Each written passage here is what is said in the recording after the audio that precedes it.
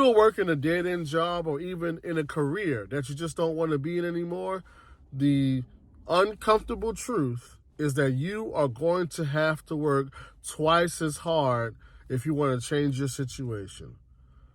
And the reason you have to work twice as hard is because you still have to do the job that you are being paid to do until you are set up to do something else. But you also have to spend almost just as much time figuring out, setting up, and preparing your next move.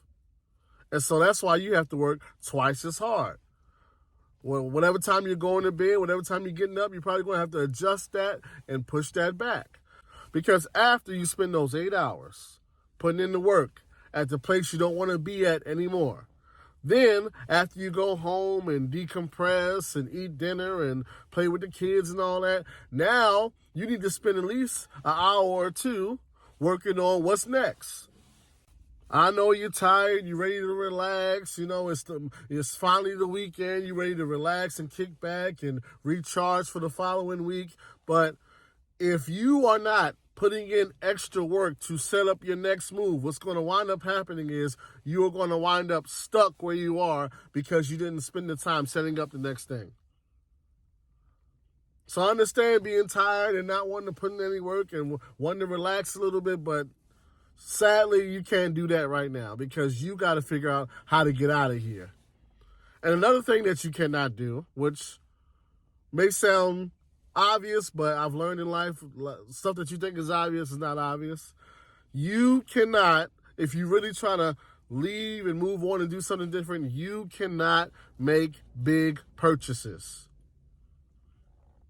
It doesn't make sense to, let me get this mortgage, or let me get this new car, or let me do this over here, even though I'm trying to leave this place and transition to something else. It doesn't make sense to make a big purchase when you've already decided that you don't want to be here anymore. Making big purchases and acquiring new bills, new monthly bills, is another quick way to have yourself stuck. So what you have to do is you're going to have to probably work twice as hard, number one. And number two, you're going to have to be stashing and stacking money because you want to have a cushion and you want to have a plan.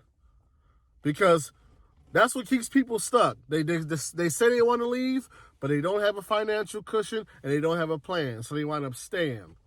If you really want to leave, it's going to require work and you may get uncomfortable. But it's got to be done.